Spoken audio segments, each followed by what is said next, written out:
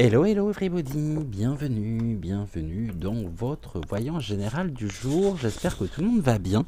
Alors un grand pardonnez-moi, je n'ai pas pu être présent hier, j'ai suivi tout simplement les conseils de notre guidance, à savoir que je vous avais annoncé que le week-end était propice au ressourcement, au repos. Eh bien, j'ai profité de mon samedi pour mettre ceci en application. Alors, du coup, ça décale légèrement le programme, puisque aujourd'hui, on se retrouve avec la vidéo que vous auriez dû avoir hier soir. Et demain, pour commencer donc la semaine, nous verrons et nous aborderons, nous continuerons notre investigation du côté de Rennes-le-Château. J'espère que tout le monde va bien, que vous passez un excellent week-end et que vous êtes en forme. Et aujourd'hui, nous allons nous rendre directement au Mont Saint-Michel sur la côte nord de la France, plus précisément donc à l'embouchure de la rivière Couesnon. Il existe donc ce fameux sanctuaire dédié à Saint-Michel dont le nom complet est Mont Saint-Michel au péril de la mer. Comme son nom l'indique également, les eaux qui peuvent entourer le monastère en cas de marée haute sont extrêmement dangereuses. On pense qu'il y a eu plus de 150 naufrages au 19e siècle, du 19e à nos jours.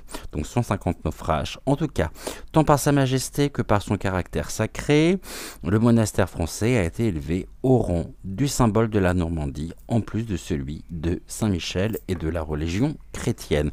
Troisième ici escale, si je peux dire, et nous allons bien sûr consacrer notre émission, nous allons continuer notre investigation autour de Saint-Michel et dans cet endroit qui est, me semble-t-il, l'un des endroits, si ce n'est l'endroit, le site le plus visité d'Europe.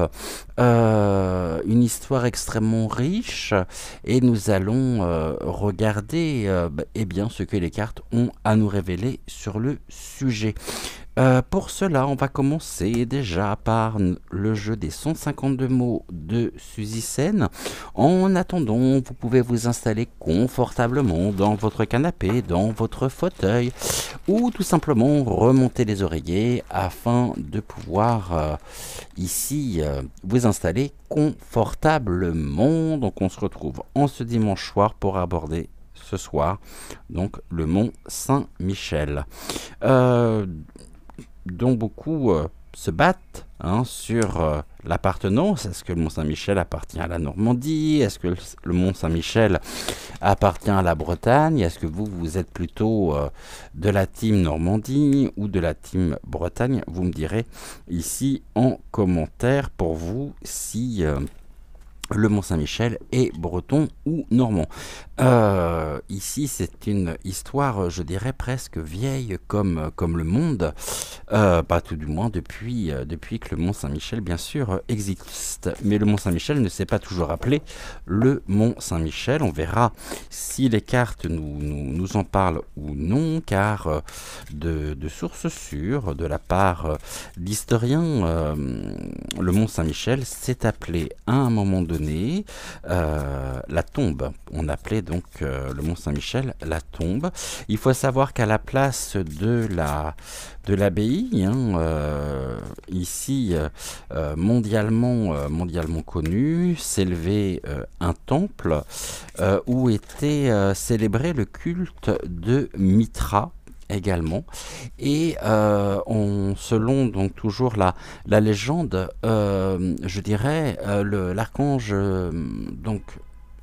l'archange Michael s'est présenté à plusieurs reprises auprès du père qui était ici, je dirais, le représentant de l'abbaye. Une première fois, il a ignoré précisément donc cette apparition, surtout que l'archange Michael lui avait demandé de construire une abbaye. Donc il faut s'imaginer une abbaye complètement différente de celle que nous connaissons aujourd'hui. le père, donc c'était un moine, il me semble, l'a ignoré. Il y a eu une deuxième apparition, toujours demandant, donc ici l'archange Michael demandait encore une fois à ce que soit construit une abbaye en son honneur. Il l'a également ignoré, et puis il est revenu une troisième fois, et afin de pouvoir ici, je dirais, sevrer, l'archange Michael aurait posé le doigt sur la tempe, il aurait rentré le doigt directement, donc au niveau de la tempe du père, donc du moine, et le moine donc se serait activé et aurait construit donc le monastère et l'abbaye que nous connaissons aujourd'hui, même s'il y a eu encore au cours des siècles des transformations, bien sûr, pour faire du Mont Saint-Michel l'endroit que nous connaissons aujourd'hui. Nous allons commencer avec, on va regarder, on va prendre l'oracle de la triade, on va essayer de faire une coupe et on va regarder ici ce que les cartes ont à nous dire à propos donc du Mont Saint-Michel, de l'archange Michael également. Et on va regarder un petit peu tout ça. Qu'est-ce que vous pouvez nous dire, s'il vous plaît, donc sur le Mont Saint-Michel? J'espère autrement que tout le monde va bien. Et oui, on est déjà dimanche soir, ça passe. Ça passe. Demain, reprise du travail. Ah bah non, demain c'est férié, je crois. Oui, oui, on est sur un long week-end également. J'allais vous renvoyer au travail demain, bon, mais en fait pas du tout. Puisque demain c'est férié, donc tant mieux, 3 jours de week-end, ce qui va vous faire également le plus grand bien. Alors ici, oh, je sais pas pourquoi, je suis persuadé que... Bon, on nous parle de nos racines, on nous dit que c'est un lieu qui est en étroite, il y a un rapport quand même assez important avec nos racines. On peut parler aussi de l'emplacement même de l'abbaye qui a été construit donc sur un temple, je dirais, païen, puisque ici c'était le culte de Mitra. Donc ici on nous parle bien des racines du mont. Hein, et les racines du mont, ici, sont associées à quoi? Qu'est-ce que l'on nous dit donc sur notre propre histoire ou sur l'histoire du Mont Saint-Michel? Je voulais faire une coupe, mais voyez, la première carte est partie et nous sommes avec donc les racines. Alors qu'est-ce qu'il y a à savoir, qu'est-ce qu'il y a à apprendre au niveau des racines? Un lieu qui est très chargé énergétiquement. Hein.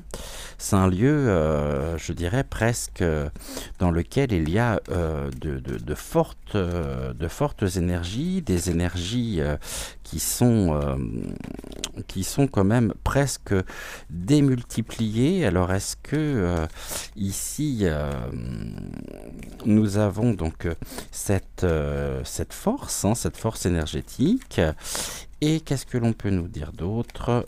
Donc j'aimerais juste avoir une troisième carte, s'il vous plaît, de façon à ce que nous puissions ici étayer un petit peu, même complètement, les informations.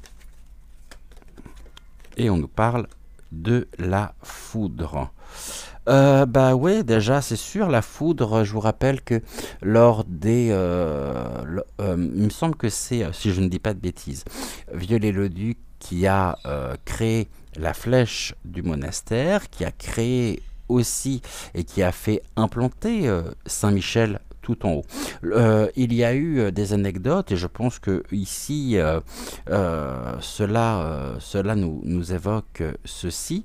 La foudre est tombée sur la statue, hein, de l'archange Michael, puisque étant le point le plus haut du Mont Saint-Michel, l'archange Michael tout du moins la représentation ici de l'archange Michael, et ce qui servait de paratonnerre. Alors quand ils l'ont descendu au cours pour les restaurations, ils se sont aperçus, chose qu'on ne voyait pas justement depuis le bas, hein, puisqu'il s'élève quand même à un point relativement culminant, que les ailes étaient constellées de trous, que l'épée était également partie cramé. Alors c'était pas de l'or, hein. Ils l'ont descendu et c'est après qu'ils ont recouvert finalement la statue, après réparation, de poudre d'or, de façon à ce qu'on puisse le remarquer de loin.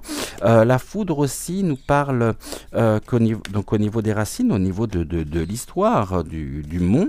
Eh bien ici il y avait peut-être du temps du culte de Mitra, des sacrifices qui étaient pratiqués, hein, à l'emplacement de l'abbaye. Et ici, il était temps peut-être aussi de mettre fin à ce culte païen de la part d'une certaine autorité, je dirais, ecclésiale, afin de pouvoir afficher quelque part une sorte de suprématie, une sorte de toute-puissance pour l'Église catholique. Là, ça a été le début, hein. C'est le commencement. Sur ce commencement, ici, on nous parle de la porte. Dès que nous franchissons la porte, nous sommes au cœur même de notre histoire, de nos racines. C'est un lieu qui a été aussi pendant très longtemps, qui a attiré un grand nombre de pèlerins de la France entière, tout du moins au-dessus de la Loire, parce que c'était l'un des grands lieux de pèlerinage et l'un des grands lieux dédiés à l'archange Saint-Michel. La foudre ici nous parle ici de l'histoire en elle-même, c'est-à-dire qu'il y a eu beaucoup en même temps. C'est un lieu qui a généré beaucoup de tensions, beaucoup de conflits aussi, et nous avons ici donc de la tentation. Certains ont été peut-être tentés de traverser, d'entrer et de refonder totalement, redonner une autre dimension au Mont Saint-Michel au cours de son histoire. Donc autrement dit, ici il y a quand même eu une tentation qui a été c'est la tentation d'appartenance en même temps, hein. On se bat entre le duché de Bretagne, le duché de Normandie. À un moment donné, il s'avère que le Mont Saint-Michel n'appartenait ni aux Normands ni aux Bretons, ils appartenaient aux Alsaciens. Ça, c'est quelque chose que j'ai découvert en préparant l'émission. En tous les cas, c'est un lieu qui n'a absolument pas laissé insensible. C'est un lieu qui a profondément marqué les esprits et qui est chargé énergétiquement. Mais il y a toute une tension autour de ça, et on peut nous dire que dès que nous traversons la porte, il y aurait comme une forme d'énergie, mais d'énergie basse. Je ressens pas forcément des vibrations et des énergies qui soient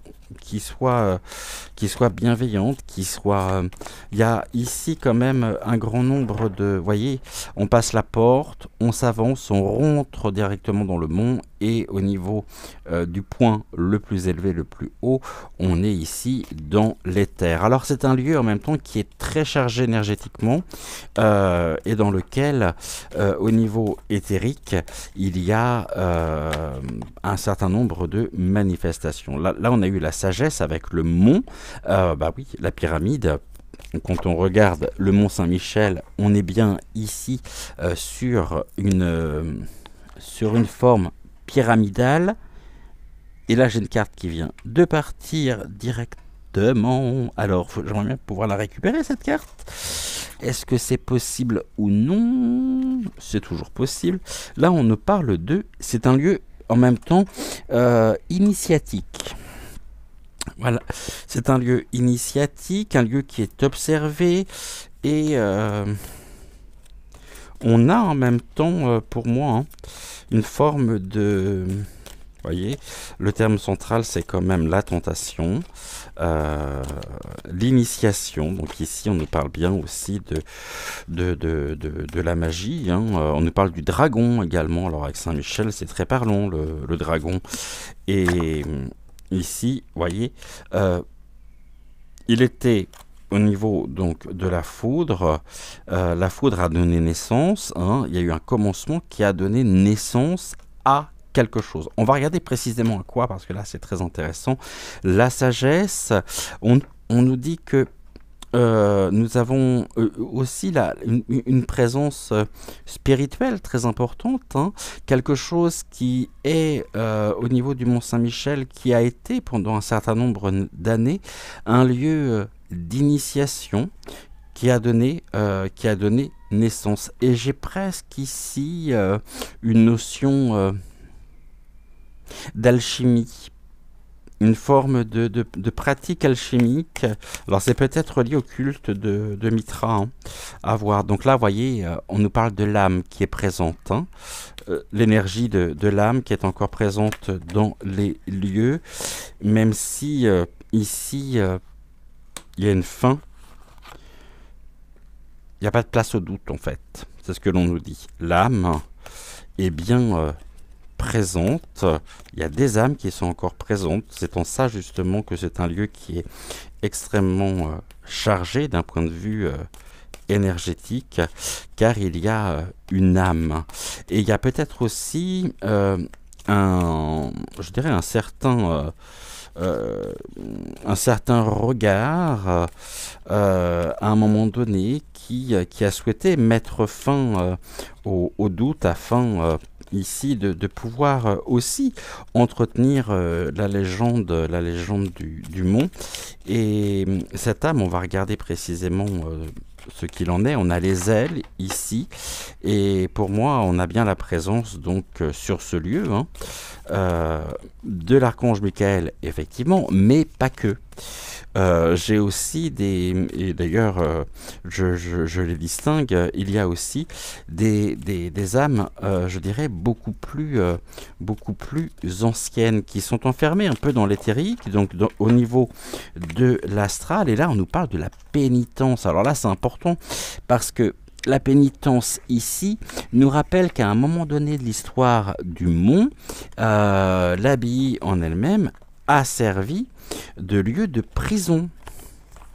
Et donc on pourrait nous dire notamment que sur le mont, à l'emplacement actuel de l'abbaye, nous avons encore des âmes qui n'ont pas trouvé la voie pour se libérer, pour s'élever, pour ascensionner, et qui seraient en rapport direct avec l'histoire carcérale du mont. Hein, et là on tourne le dos, donc et même si c'est un lieu qui est chargé, ne serait-ce que par la présence ici de l'archange Michael, il a été à un moment donné, certains n'ont pas hésité à tourner le dos précisément pour un enfermement, pour enfermer parce qu'il fallait y aller, hein, au Mont Saint-Michel, hein. Encore aujourd'hui, hein. Encore aujourd'hui. Et ici, la pénitence, moi, me renvoie directement à cette notion d'enfermement, à cette notion de prison. Des personnes ont été faites prisonnières. Et là, on découvre, hein, il y a une découverte, il y a des découvertes encore qui seront faites ici. Il y a eu des découvertes. Donc c'est en ça aussi que là j'ai l'œuf, et je pensais à l'alchimie, et nous avons ici cette notion qui ressort. Donc autrement dit, s'il y a eu une pratique dite magique sur le mont, il était pour certains plutôt de bonne loi, je dirais, de mettre un terme à toutes ces pratiques occultes, afin ici de pouvoir afficher donc le Sacré-Cœur, c'est-à-dire une forme, oui, la religion en elle-même. Il n'y avait pas de place au doute, hein, mais il y a encore des personnes ici qui sont à la recherche en même temps. On sait que c'est un lieu aujourd'hui qui est investi par les touristes du monde entier, mais il y a encore une recherche, presque une recherche aussi de, ouais, c'est un lieu ésotérique par excellence, hein. Ouais, c'est un lieu ésotérique par excellence. Et des personnes se rendent encore aujourd'hui. Des personnes, on nous dit, qui ont été initiées. Il y a une initiation ici. Et là, on a quand même un lieu, vous voyez, les initiations, la prière, la dévotion, hein. Et nous avons quoi ici? Les rouleaux, le papyrus, les écrits.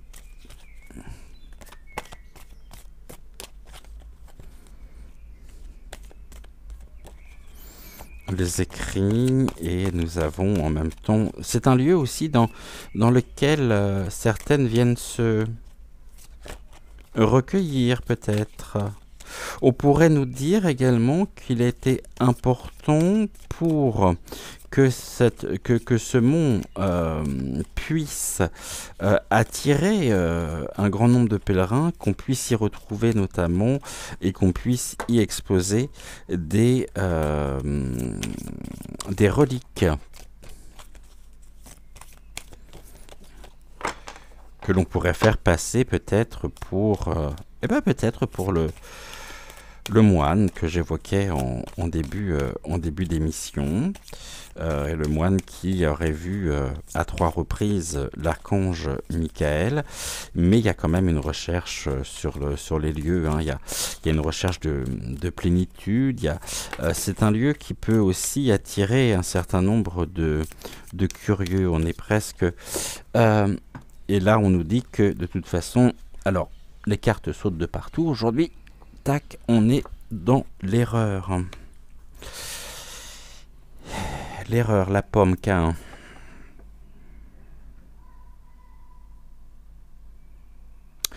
Autrement dit, une erreur au niveau du narratif par rapport à ce que l'on peut entendre, par rapport à ce que l'on peut aujourd'hui dire.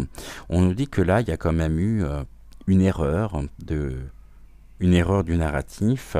Et puis, il y a ici une forme de révélation, mais on voit bien que la science, donc là, pour moi, j'ai quelque chose de l'ordre qui peut être en tous les cas en lien avec la magie qui prend feu, puisqu'il était temps de mettre un terme pour pouvoir justement plusieurs choses, apporter ici et faire de ce lieu un haut lieu de la chrétienté, du catholicisme, mais l'erreur ici a été...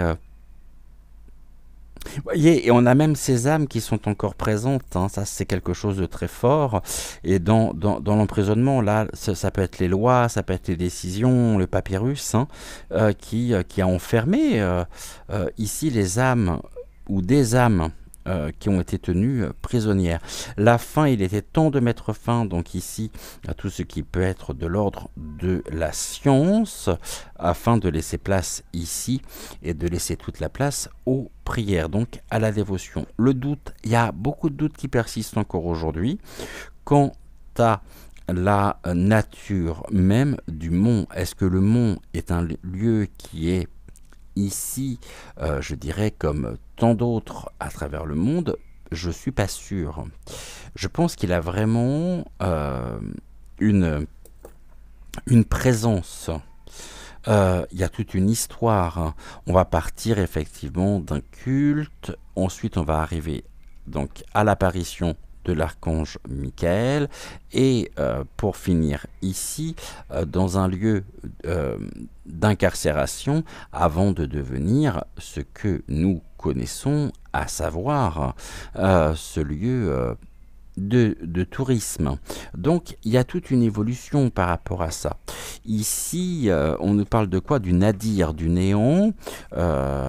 Ouh, bah, c'est pas super, hein, parce qu'ici on nous parle d'une forme de lieu en même temps chargé, mais négativement aussi, hein, c'est ce que j'évoquais, où nous avons le sceau de Salomon, donc l'officialisation, et c'est un lieu, donc là on avait tout à l'heure l'initiation, et là on a les... C'est un lieu ici qui regroupe, hein. Il peut y avoir une vie presque, je dirais,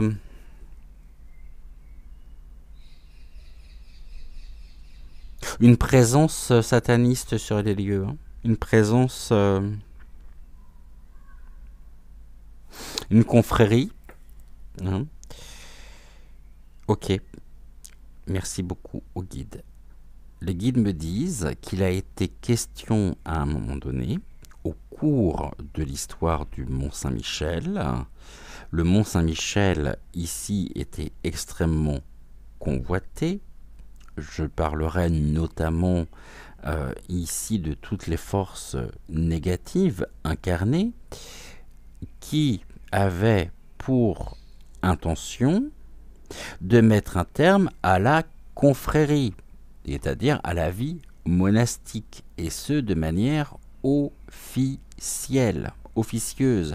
Est-ce que ce sont des personnes appartenant finalement au culte premier, au culte de Mitra, qui ont voulu quelque part reprendre possession du lieu? Ici, il n'est pas à exclure qu'il y a encore aujourd'hui sur le mont une forme de pratique, de rituel, de magie, mais de magie noire. Un lieu qui regroupe peut-être dans ses entrailles, alors peut-être qu'ici il y a des souterrains, des passages secrets, il y a ce que l'on voit et ce que l'on ne voit pas. Et là j'ai bien cette notion au Mont Saint-Michel de deux mondes qui coexistent, mais qui sont, je dirais, quelque peu indépendants de l'un et de l'autre. Il y a une vie pour moi en surface et il y a une vie ici qui est souterraine. Je ne pense pas qu'aujourd'hui l'abbaye, vous me direz justement en commentaire, mais ça remonte à très longtemps, j'étais enfant lorsque j'y suis allé, il ne me semble pas qu'il y ait encore une vie monastique sur place. Par contre, ici, on nous dit que ce sont des frères d'initiation aussi, hein. Et des personnes en même temps qui peuvent être relativement des officiels, le sceau, mais plongés, je dirais, dans l'obscurité, éclairés à la bougie. Ici, nous avons les bougies aussi. Et c'est en ça, justement, que ça m'évoque le fait qu'il y aurait peut-être sur place aujourd'hui, je dis bien peut-être et je le mets au conditionnel, une vie cachée. D'où le narratif biaisé. C'est comme si, finalement, on ne parlait que d'une certaine partie du Mont Saint-Michel et non de la totalité. Là, on a la méditation. C'est un lieu en même temps qui a été mis à rude épreuve. Donc, la méditation, c'est le recueillement, une épreuve quand même, quelque chose de lourd, et avec une protection présente, hein, ou des épreuves qui ont été protégées face à... s'opposant précisément à la méditation. Ah, ben là, on parle justement de ce lieu-là. Tout à l'heure, je parlais du crâne, hein, je parlais des reliques. Ici, ça m'évoque les reliques. Et il y a ici beaucoup de silence quant à peut-être l'identité même du crâne qui peut être présenté sous forme de relique, mais on nous dit ici que nous sommes dans l'illusion. On nous maintient dans l'illusion, une illusion qui est protégée. Protégée par qui? Par le sceau de Salomon, autrement dit, par l'Église catholique elle-même. Alors je sais que je ne vais pas me faire que des amis, hein, mais je m'en fous de toute façon, vous commencez à me connaître, vous savez comment je fonctionne, et ici je ne vais pas vous dire autre chose si les cartes m'amènent sur ce sujet. Donc, et c'est moi qui serai dans l'erreur. On avait l'erreur aussi, hein, et l'erreur ici indique que par rapport au narratif, tu veux pas... Donc, la fée Morgane, s'il vous plaît, s'il vous plaît, s'il vous plaît, s'il vous plaît, est-ce que vous voulez bien? Juste. Voilà, merci. On va prendre également ici une carte du petit oracle des archanges. Ok. Et on va regarder ici ce que les cartes ont à nous dire. On nous parle de l'art de la divination. Vous voyez, c'est quand même un lieu qui dans lequel était pratiquée la magie. Hein, on a la divination. Découvre ce qui est caché aux yeux de la plupart. Ça ne fait pas du tout écho avec ce que nous venons de dire. Les signes sont partout. Et l'univers t'envoie de multiples messages. Prête-y attention. J'ai envie de dire que sur le mont en lui-même, peut-être dans l'architecture, dans les pavés, sur les façades, nous avons des signes ici.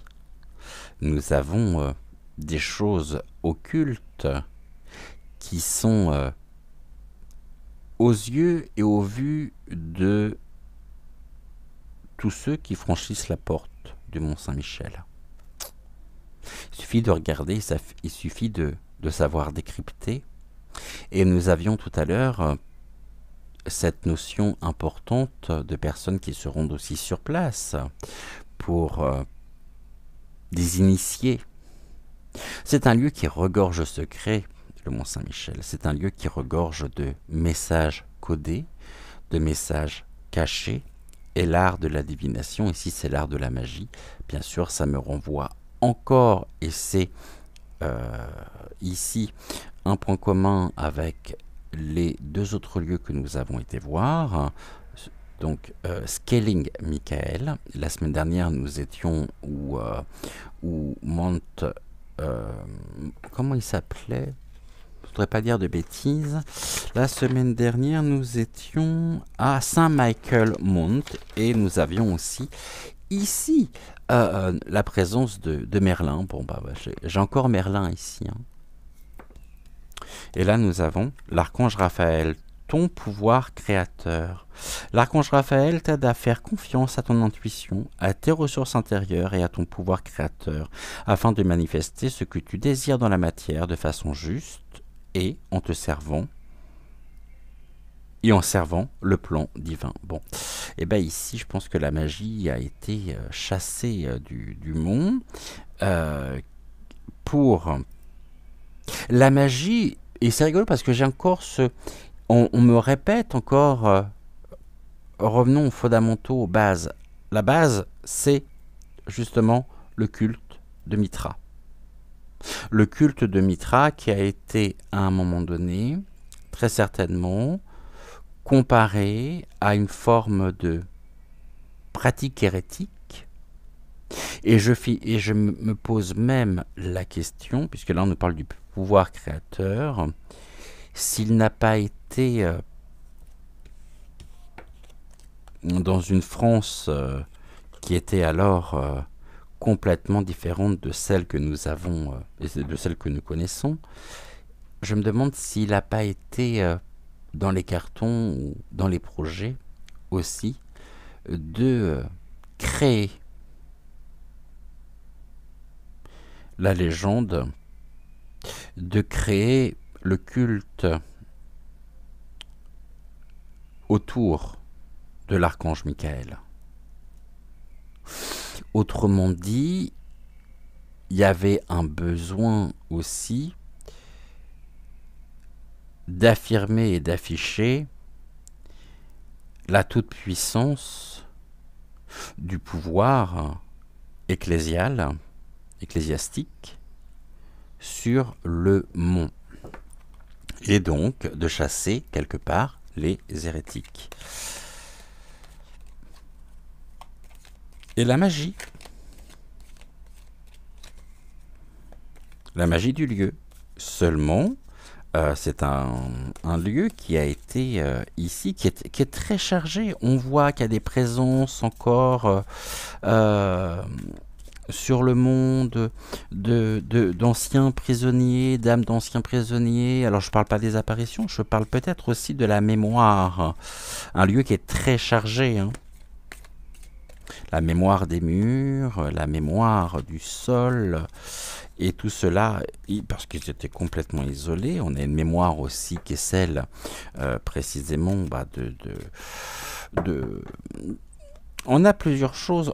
J'ai à la fois très clairement les forces du bien et les forces du mal. Un monde, je dirais,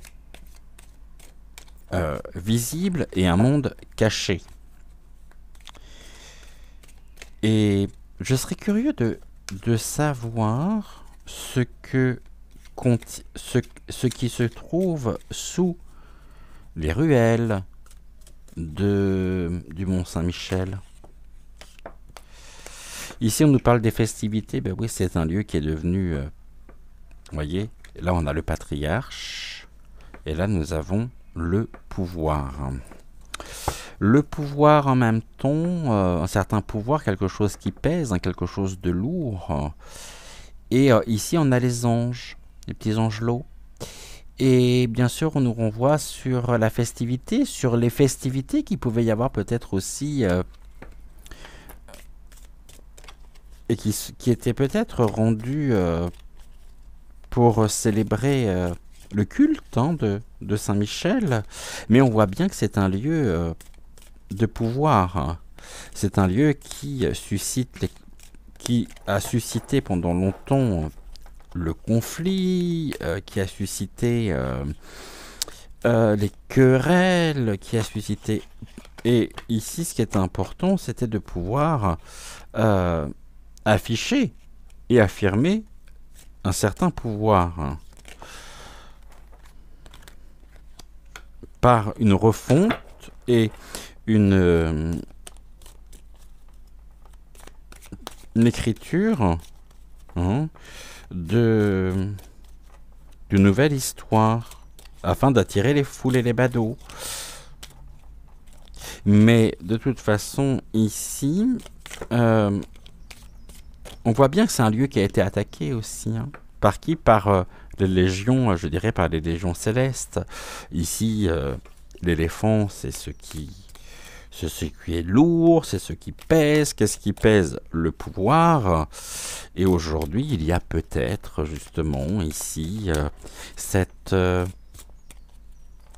notion, hein, angélique, les anges.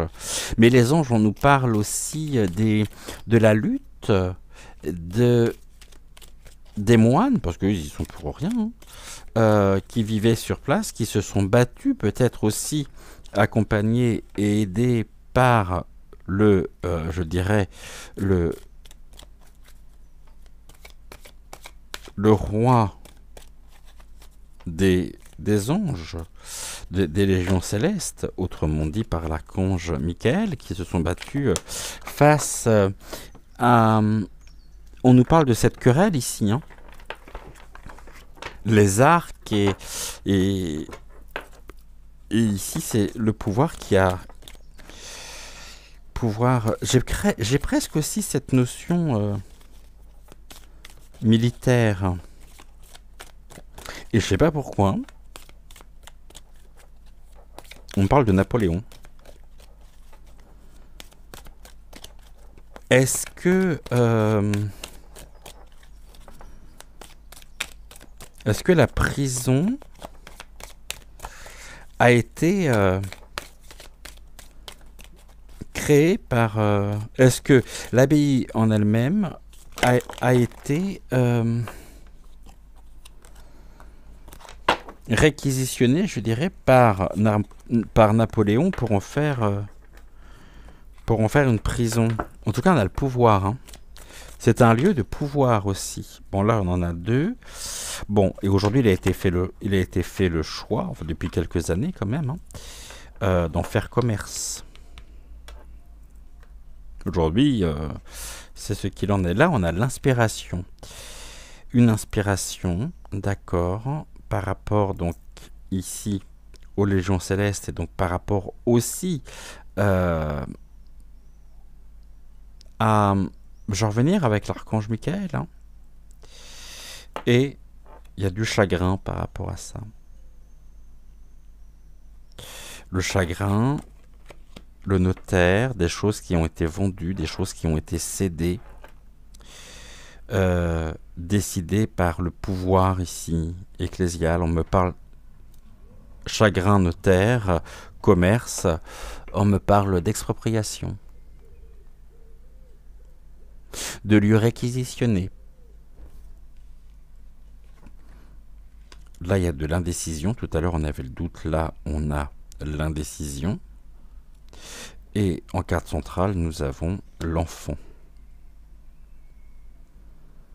L'enfant. L'innocence. Avec les poissons. Qu'est-ce qu'on peut vouloir me dire dessus?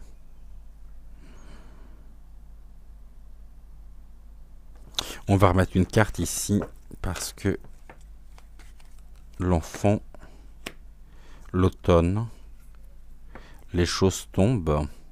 Qu'est-ce qui tombe sur le sol? C'est un processus de... On va dire que le patriarche ici était opposé à une forme de progression, d'évolution,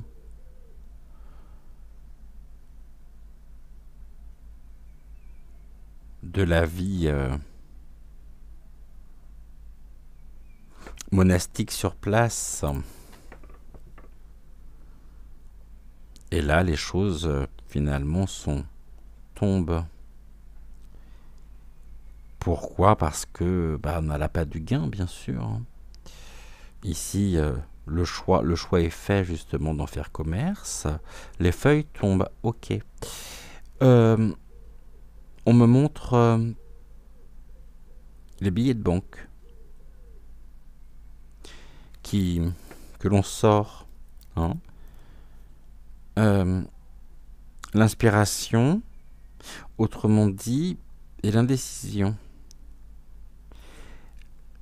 La création d'objets de souvenirs, de merchandising autour de et sur le mont Saint-Michel. Une dépense quand même assez importante. Et il y a eu aussi ici, je pense, c'est ce que je disais, une forme d'expropriation à un moment donné. Et le chagrin, c'est l'enfermement, hein. L'enfermement, le notaire, ce sont les écrits, les arrestations, les enfermements, ce qui est aussi, ce qui reste encore présent. Mais l'automne ici, c'est... Oui, j'ai cette notion, hein, du pouvoir de l'argent en même temps, pour racheter les choses qui tombent, voilà, et progressivement on dépouille, ils ont quelque peu dépouillé le Mont Saint-Michel de sa véritable nature. Et ce que l'on voit aujourd'hui, ce que l'on nous montre, il ne reste qu'un tronc. Un tronc comme un tronc, le bois, les racines. Et ici, on n'est pas à court d'inspiration, hein. Ils ne sont pas à court d'inspiration du tout. Parce qu'il me semble que, si je ne dis pas de bêtises, plus de 90% du mont en lui-même, aujourd'hui, est composé de boutiques, de souvenirs, de restaurants. C'est un lieu qui est fait, c'est un lieu qui est fait exclusivement aujourd'hui pour le tourisme, mais par cette transformation radicale, hein, parce que l'automne c'est ça, c'est une période de transformation. On a totalement transformé, modifié la nature même, l'essence première du mont. On va regarder, on va rajouter ici. Bon, je vais peut-être remettre ici. Ah bah, c'est vrai, je l'avais sorti celui-là. On va regarder avec le politiquement correct ce qu'il a à nous dire sur la question. Et puis, tchouk. Décidément, aujourd'hui, les cartes partent de partout. On nous parle de la religion, vous voyez. Donc là, c'est quand même ce lieu de dévotion. Ça parle bien parce qu'il y a des croyances, mais en même temps, on a une influence extérieure qui est importante, qui était même en même temps sécurisée. Roi de France. Faudrait voir qui était le roi. Faudrait voir en même temps qui était roi de France à ce moment-là. En tous les cas, aujourd'hui, il y a un retour aussi parmi ces flots, ces millions de touristes annuels. Nous avons encore des personnes qui viennent déposer et confier au lieu de culte. Je ne sais pas s'il y a une église, très certainement, hein, il doit y avoir une église, les gens qui viennent pour adorer, vénérer, qui font preuve de dévotion. Et les gens, en même temps, c'est le pèlerinage. Hein. Les gens se rendent là-bas, certes pour la beauté du lieu, mais pas que. Il y a aussi ici une partie des personnes qui viennent pour prier. Et donc ici, c'est un lieu qui est maintenu en sécurité, mais là par contre, on a les... Alors je vois pas ce qu'ils viennent faire là, eux. Les merdias. Ok.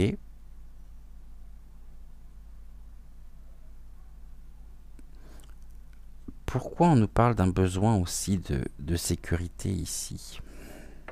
Par rapport... c'est par rapport aux informations, par rapport aux annonces. C'est qu'il y a ici un narratif qui n'est absolument pas et qui ne correspond absolument pas à ce qui est fait, je dirais, sur place. Hein, et on a encore cette notion ici qui est importante. Bon, là on a la richesse qui est retournée. Hein. Vous voyez, quand je vous dis qu'il ne manquait pas d'imagination pour remplir ici, pour trouver une manne, là on nous parle du spectacle. C'est un divertissement en même temps. C'est une grande comédie, ça. On en a fait aujourd'hui une grande comédie qui est bien sécurisée, écartant totalement, et on a profité en même temps, c'est terrible ce que je veux dire, mais on a profité aussi du côté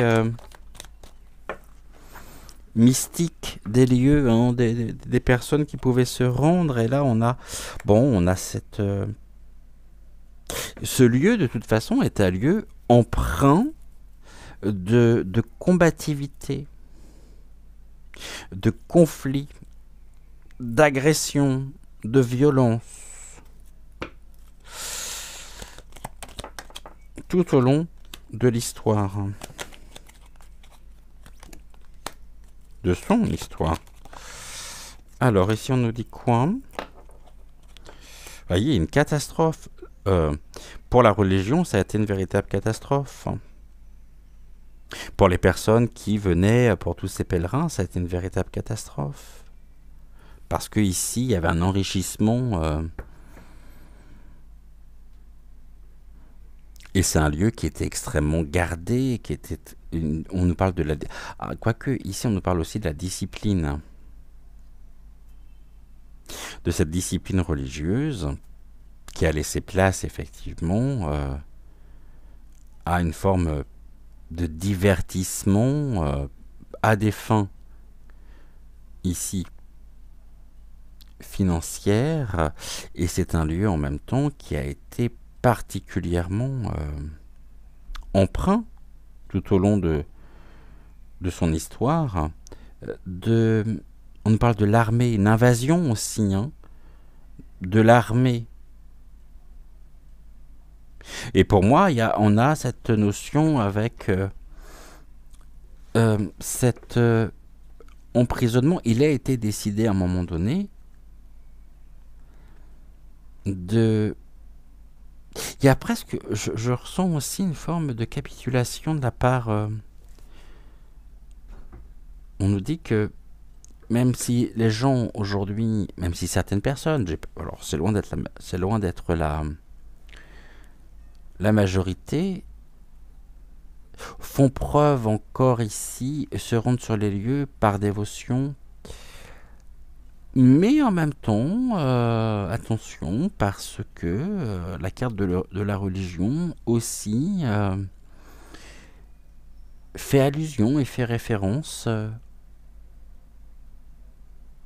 aux sectes. Et là, ça vient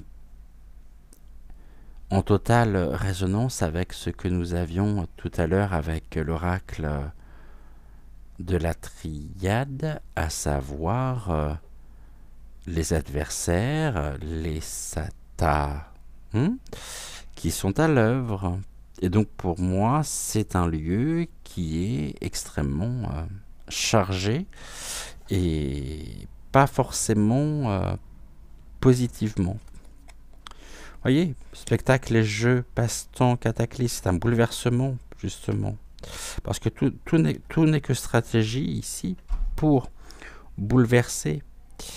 Une stratégie, là j'ai pas besoin d'en dire plus, je pense que avec cette carte-là, je vais vous la montrer comme ça, je pense que dans ce sens-là, ça va le faire. Ils ressortent, hein. Ils sont là, hein. On a les forces démoniaques. Et on nous maintient ici dans le mensonge et la manipulation. Donc ici, il y a de la tromperie, il y a de la dissimulation, il y a du charlatanisme aussi. Parce que ici, on essaye de nous maintenir dans l'illusion, hein, et d'être... donc ici, réécriture, je dirais, du narratif, de l'histoire. Maintenant, pourquoi avec la carte ici de l'argent, de la richesse, d'un point de vue historique, j'ai une personne qui se détache, que l'on me montre, vivante, je pense, passionnée par le monde, par l'histoire du monde, un érudit, quelqu'un qui a consacré peut-être sa vie, alors je connais pas les historiens,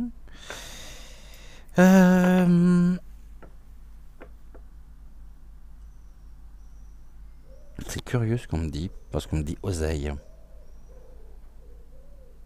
Non, ça finit par aille. Qui se bat ici contre le mensonge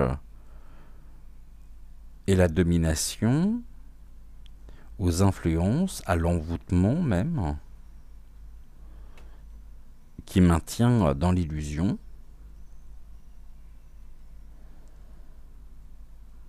Beaucoup de personnes. Et il tente, à sa manière, de rétablir l'histoire, la vérité. Et j'ai ici un nom qui finit par... alors c'est pas oseille. Peut-être un nom composé. Ou Ou... Non. Bon, je sais pas si ça parle. Je vais ici... je vais tenter quelque chose. Je vais tenter un nom. Bon, il va falloir que je me renseigne après si... Puis peut-être que vous savez, vous, de votre côté. Je tentais un nom. Mais, alors, c'est la... Zei, c'est sûr. Je vois...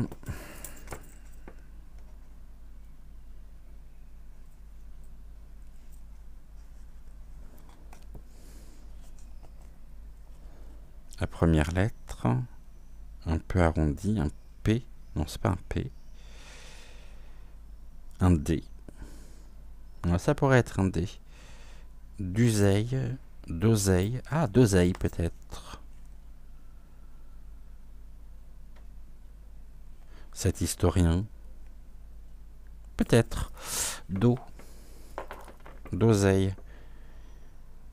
D'azeille. Non, pas d'azeille. A-E. I, d'iseille. O, d'oseille. D'useille, d'iseille. Non, pas d'iseille. Je vais... Ici, on va poser la question au pendule par rapport à cet historien. Parce que ça m'énerve. Alors, j'ai deux choses en tête. J'ai deux noms. Et vous me direz justement en commentaire si ça parle ou non. Donc, mon petit pendule chéri, il y a longtemps que je ne l'ai pas utilisé. Peux-tu me faire un oui, s'il te plaît?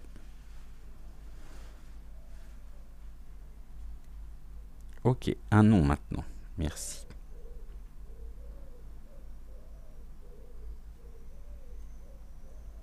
Ok, un peut-être. Ok, et question mal posée. Merci beaucoup. Est-ce que il y a bien un historien qui a consacré une grande partie de sa vie à réhabiliter l'histoire et la vérité à propos du Mont Saint-Michel?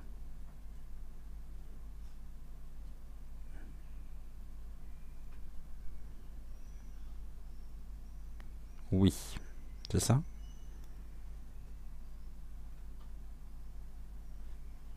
Donc on est sur un oui.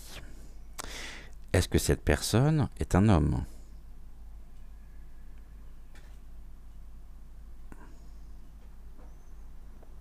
Oui.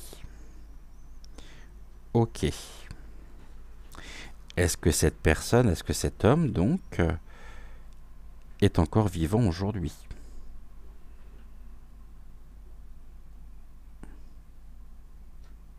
Oui.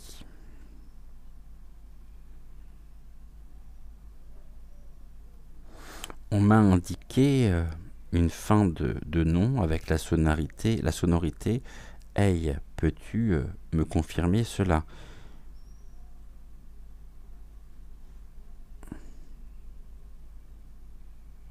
Oui. Ok.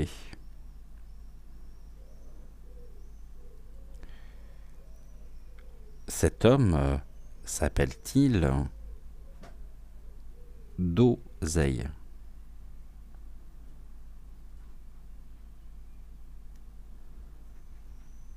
Non. Ok. Alors déjà, est-ce que la première lettre de son nom est un D?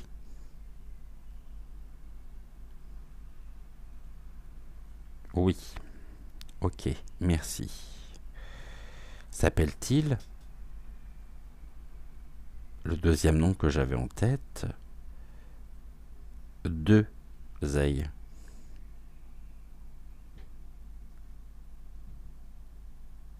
Oui. Ben c'est un grand oui. Hein. À voir justement, il va falloir que je fasse des recherches, sauf si, bien sûr, vous êtes déjà, vous le savez, et auquel cas, bah, écoutez, si vous pouvez soit me confirmer, soit m'infirmer cette information, bah, n'hésitez pas à me le dire en commentaire, hein. Là, j'ai eu à peu près... ça me fait la même chose que lorsque nous avons abordé l'émission, lorsque j'ai consacré l'émission à Patricia Daré. J'avais ici un prénom, et j'ai appris après que ce prénom était finalement son nom de baptême chez les Templiers. Bon, là je connais pas, hein. Je sais pas. Dites-moi en commentaire justement. Bon, je le fermerai pas, je le mets de manière très hypothétique. Donc ici, je dirais 2 Zaïd après le pendule. Alors, on va finir par les mots. Qu'est-ce que l'on nous dit? Ouh, il y a beaucoup de désillusions ici, hein, concernant le mont.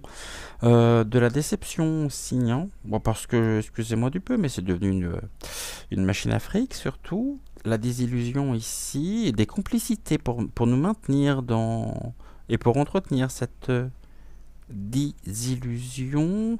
Et là, on a un miroir. Ah ouais, parce que les gens ne se projettent absolument pas, ou alors imaginez ça complètement différent. Il y a beaucoup de déceptions, hein, par rapport aux énergies aussi, par rapport aux influences qu'il peut y avoir. Bon, là, on abandonne, hein. C'est l'abandon de la complicité, donc on va voir ici qu'est-ce qui est abandonné. L'abondance. Oh bah c'est curieux ça. L'abondance. Une abandon. L'abandon et l'abondance. Ah non, l'abondance est au rendez-vous.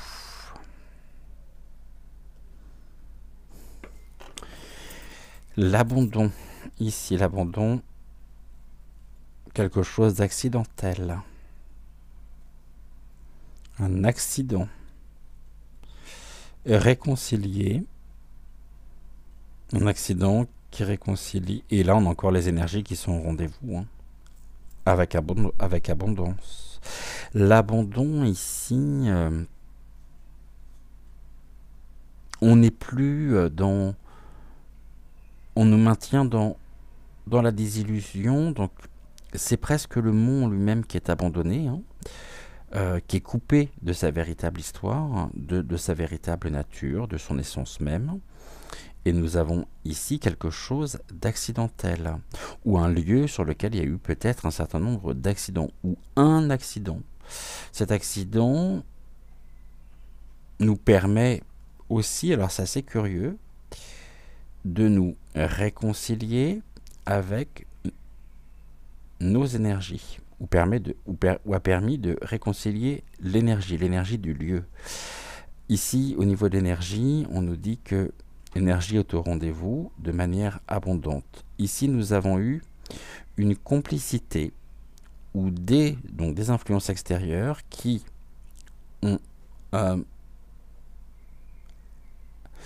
sont peut-être en train de s'amenuire, hein, par rapport à ce que nous évoquions tout à l'heure, permettant aussi ici au mont, quelque part, de se réconcilier, ou permettant de fédérer de nouveau. L'abondance, hein, ici, est quelque chose qui est au rendez-vous. On sort de la complicité, de l'abandon. L'abandon, en même temps, je crois que c'est un monument qui est classé, qui fait partie de l'UNESCO. Je voudrais pas dire de bêtises. L'abandon, mais en tout cas, on a abandonné complètement. On avait ici...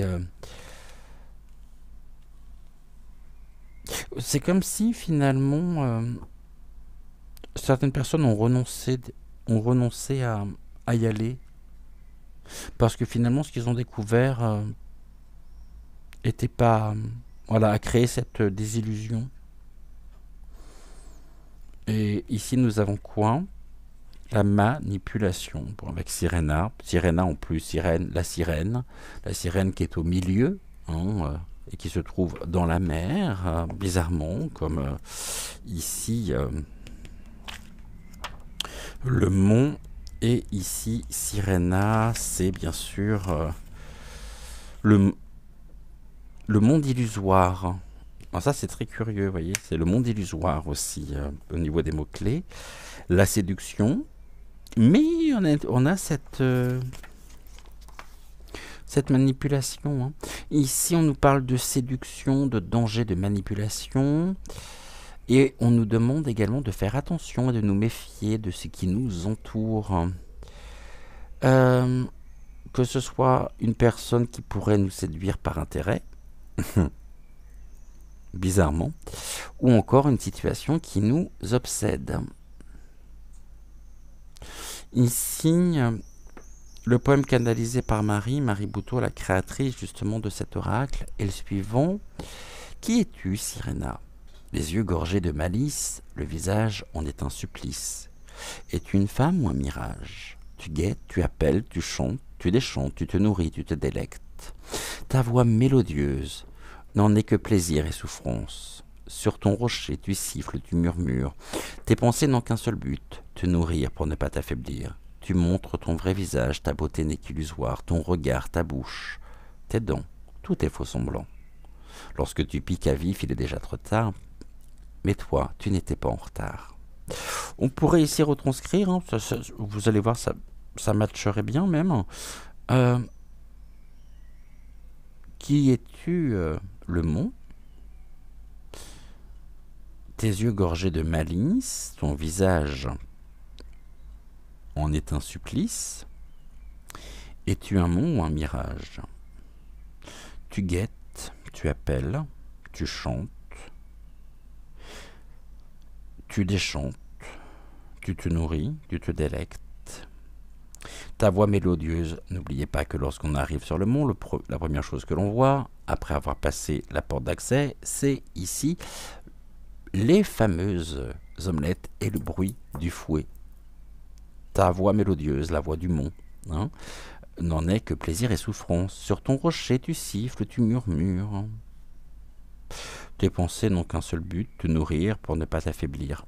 On a ce lieu énergétique, hein, important. Tu montres ton vrai visage, ta beauté n'est qu'illusoire, ton regard, ta bouche, tes dents, tout est faux semblant. Lorsque tu piques à vif, il est déjà trop tard, mais toi tu sais. Mais toi tu n'étais pas en retard. Ok, bon, et bah c'est pas top, hein.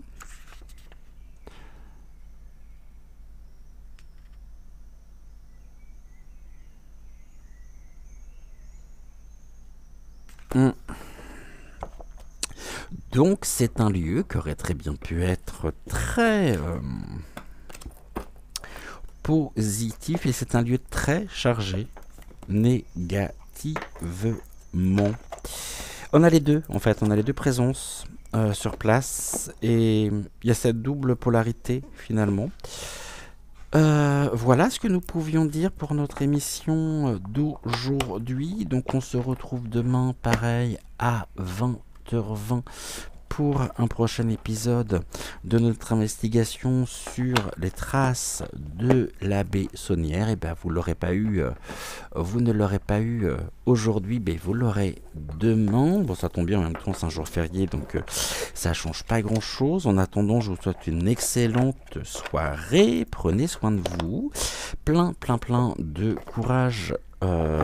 Pourquoi de courage? Décidément, j'allais vous faire encore travailler demain. Moi, j'allais dire, bon, plein de courage pour demain. Non, bah, prenez soin de vous, passez une excellente soirée. Et puis, on se retrouve, bien sûr, déjà demain matin, dès 6h06, pour une prochaine guidance intuitive générale.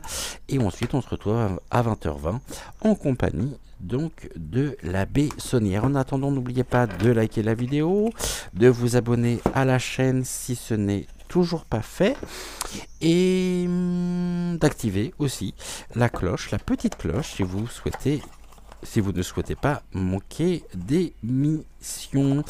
Je vous souhaite une excellente soirée, bonne nuit également, bon repos, et puis on se dit à demain. Ciao, ciao.